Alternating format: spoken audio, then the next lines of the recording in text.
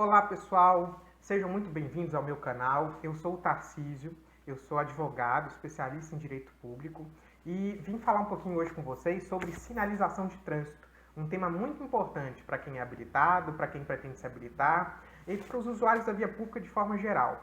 Então, para quem precisa fazer prova de legislação de trânsito, seja para o Detran, seja para um concurso público ou que queira saber mais sobre o uso das vias públicas, vem comigo que a gente vai saber um pouquinho mais sobre esse tema.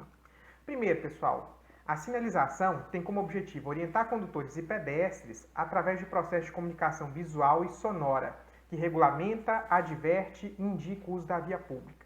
Observem que, para que nós possamos gozar do nosso direito de ir e vir, nós utilizamos as vias públicas, seja a pé, seja de bicicleta, seja num animal, né, num cavalo, num burro, enfim, num veículo automotor, como condutor, como passageiro. E para que nós possamos usar a via pública de forma adequada, é preciso que essa via tenha algumas regulamentações, tenha algumas regras, tenha algumas indicações de perigo. Então, a sinalização vem fazer esse papel de tornar o uso das vias públicas harmônico, seguro, para que todos saibam sobre seus direitos, sobre seus deveres, para que tenham indicações sobre o uso adequado, onde querem chegar, enfim. A sinalização traz todos esses objetivos, né, todas essas finalidades. Observem que a sinalização de trânsito ela não se apresenta somente através de placas, como muitas pessoas pensam. A sinalização de trânsito ela se divide de 6 formas diferentes. Então, ela pode ser classificada como vertical, horizontal, dispositivos de sinalização auxiliar, luminosa, sonora, gestos do agente de trânsito e gestos do condutor. Nós vamos ter um vídeo para cada tipo de sinalização, para cada classificação da sinalização, que é muito importante que nós saibamos diferenciar e saibamos a importância de cada uma delas.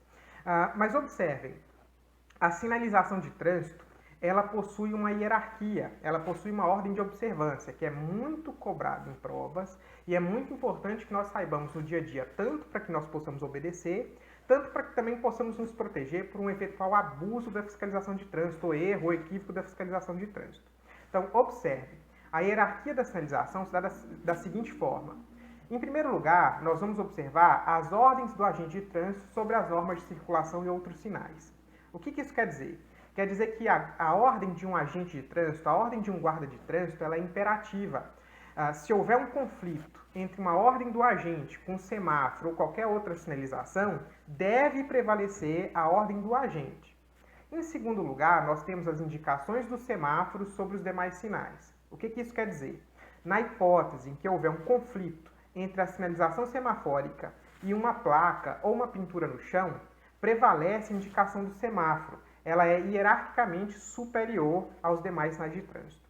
E por fim, as indicações dos sinais sobre as demais normas de trânsito. Ou seja, as placas, as pinturas no chão, elas têm mesmo hierarquia e elas se sobressaem sobre as demais normas de trânsito. A título de exemplo, imaginem que nós estamos num cruzamento que não tem a placa, né? Um cruzamento entre duas vias urbanas sem sinalização, sem pintura no chão, sem sinalização alguma. Nessa hipótese, em que eu tenha dois veículos que vão se cruzar, a preferência vai ser do veículo que vier pela direita. E nós vamos falar isso em vídeos futuros. Agora, se o veículo que não estiver à direita, se o veículo que estiver à direita tiver uma placa de parada obrigatória ou de der preferência, automaticamente a preferência passa a ser do outro. Por quê?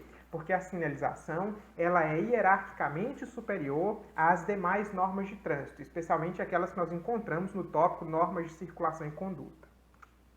Para finalizar, né, as nossas dicas, para finalizar o nosso conteúdo, observem que a implantação e manutenção da sinalização de trânsito deverá ser feita pelos órgãos com circunscrição sobre a via.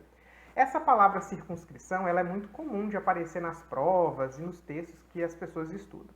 E muita gente fica com dúvida, o que ela representa?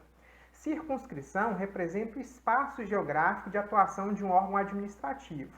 Como a gente está falando de legislação de trânsito, então dos órgãos responsáveis pela manutenção do trânsito.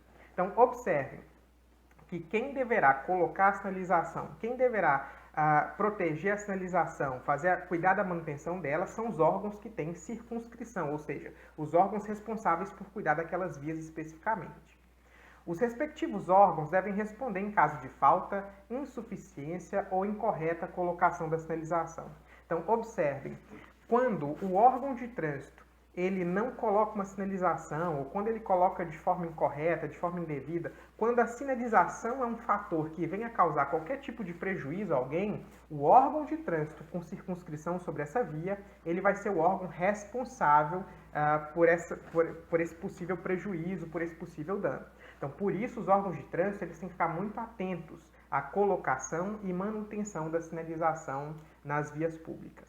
Pessoal, vamos parando por aqui esse nosso vídeo de hoje. Espero que vocês se inscrevam no canal, espero que vocês assinem as notificações e recomendem esse vídeo para outras pessoas que estejam aí se preparando para provas que envolvem legislação de trânsito ou para pessoas que queiram ampliar o seu conhecimento, atualizar o seu conhecimento sobre legislação.